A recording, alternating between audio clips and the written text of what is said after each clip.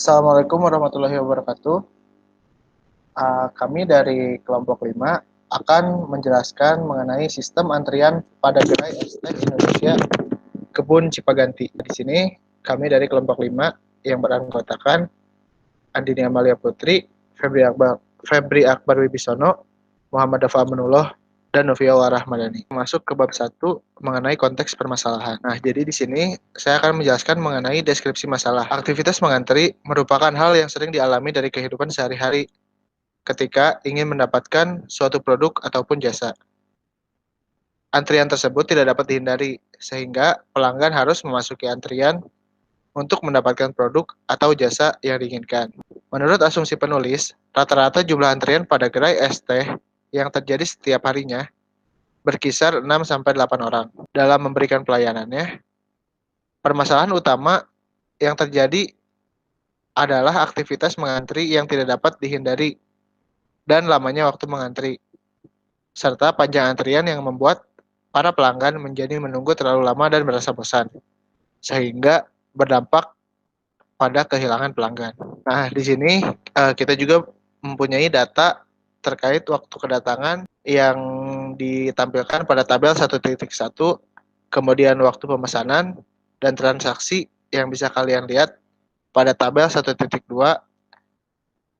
dan selanjutnya ada waktu pelayanan yang bisa dilihat pada tabel 1.3. Di sini juga terdapat 6 elements of problem. Bisa kalian lihat pada pengambil keputusan itu ada di owner es teh Indonesia Kebun Cipaganti.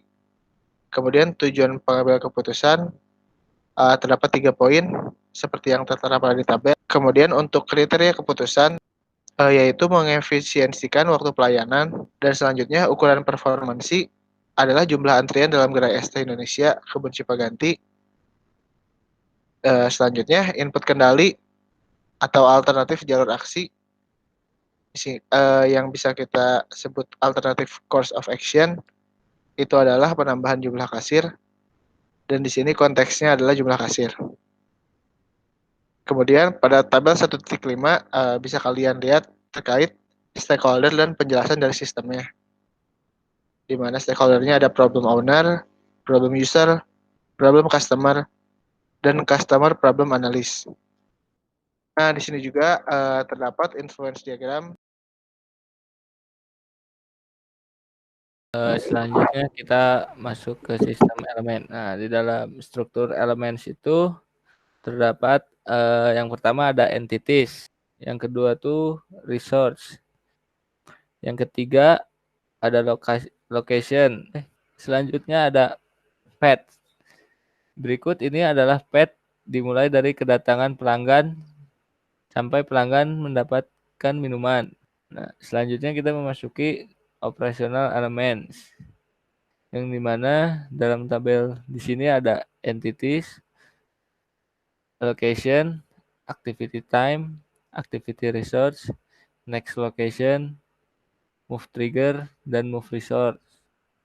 Nah, selanjutnya ada task selection rules. Di sini ada 8. Selanjutnya ada resource schedule, yang dimulai dari hari Senin sampai hari Minggu dengan waktu pengamatan dilakukan pada pukul 10 sampai pukul 12. Nah, periodic system shutdown adalah waktu yang menunjukkan sistem tidak dilakukan atau sedang berhenti. Berdasarkan gambar di bawah ini, diketahui bahwa periodic system shutdown pada gerai es teh Indonesia Kebun Cipaganti yaitu dimulai dari hari Senin hingga hari Minggu, kecuali pada jam kerja. Nah, kita memasuki downtimes and repairs. Sistem akan berhenti beroperasi pada pukul 9 malam sebelum beroperasi kembali pada pukul 9 pagi. Setiap harinya untuk mempersiapkan sebelum benar-benar beroperasi dengan waktu persiapan selama 6. Baik, untuk selanjutnya adalah kita akan memasuki tahap verifikasi diri, yaitu suatu tahapan untuk kita dapat mengolah data seperti waktu kedatangan, pemesanan, dan transaksi, lalu waktu pelayanan diolah terlebih dahulu untuk mengetahui apakah data-data tersebut dapat kita gunakan untuk menjalankan simulasi serta verifikasi.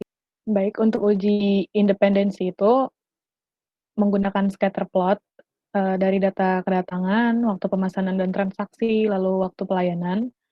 Data bersifat independen jika titik-titik pada scatter plot yang telah kita buat itu tersebar secara random dan dilihat seperti pada layar. Untuk waktu kedatangan, pemesanan, dan transaksi hingga waktu pelayanan sudah tersebar secara random.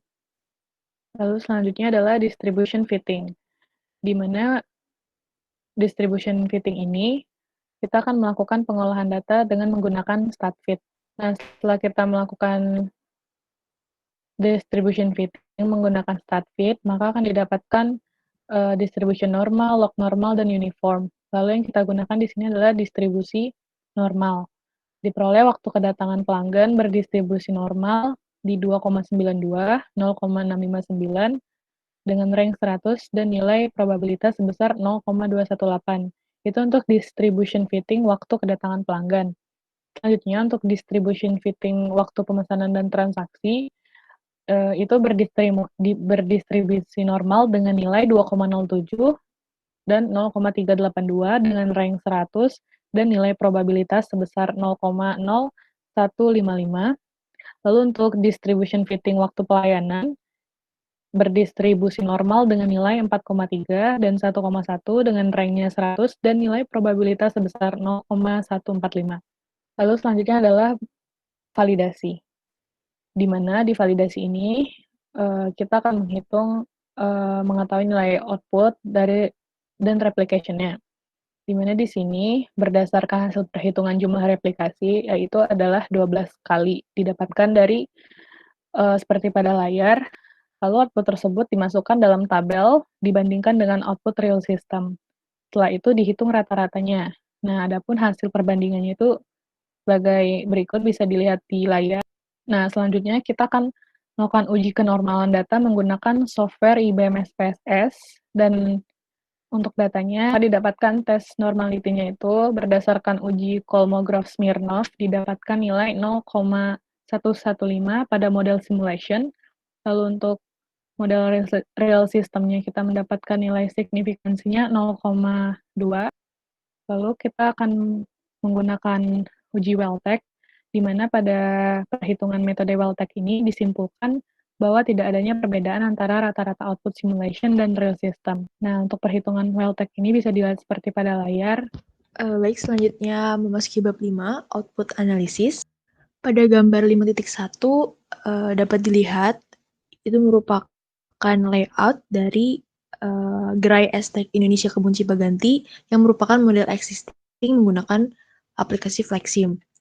Lalu pada gambar yang di sebelah kanan terdapat gambar pesanan pelanggan yang terpenuhi dan terlayani sebanyak 4 orang dan di bawahnya antrian pelanggan yang menunggu pesanan sebanyak 28 orang.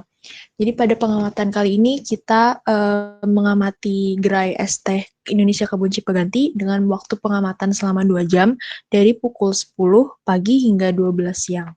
Untuk bab 6, comparing to system. Untuk bab 6 ini percobaan alternatif usulan karena adanya permasalahan pada sistem yang menyebabkan banyaknya antrian sehingga pegawai tidak dapat melayani pelanggan sesuai target dan proses pelayanan yang cukup lama, maka dibuat usulan untuk menambahkan pelayanan menjadi 2 counter agar pelayanan dapat dilakukan lebih cepat. Berikut merupakan layout alternatif usulan pada Flexim. Ada pada gambar 6.1 yang merupakan layout usulan di gerai es teh Kebun Cipaganti. Lalu dapat dilihat pada gambar yang sebelah kanan, gambar 6.2 merupakan pesanan pelanggan usulan dengan adanya penambahan 1 counter pelayanan, sehingga yang semula dari 4 menjadi 11 pelanggan.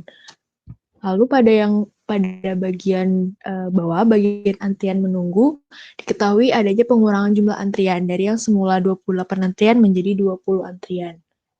Nah, berikut ini merupakan tabel perhitungan alternatif yang didapatkan dari throughput per hour pada Flexim beserta tabel target dan realisasi. Ini didapat datanya dengan total 881. Kemudian untuk tabel 6.2 ini alternatif queue mount of counter. Lalu yang tabel 6.3 adalah perbandingan berdasarkan data yang diperoleh pada tabel target ini. akan dilakukan perbandingan dengan model real system dengan model alternatif yang diusulkan. Nah, ini adalah tabel perbandingan dari kedua model. Berdasarkan tabel tersebut, diketahui rata-rata selisih output pada model existing dan model usulannya adalah 28,75. Sehingga disimpulkan bahwa permasalahan yang terjadi dapat diselesaikan dengan menggunakan alternatif usulan tersebut. Baik, sekian presentasi dan penjelasan dari kelompok 5. Kurang lebihnya mohon maaf. Terima kasih. Wassalamualaikum warahmatullahi wabarakatuh.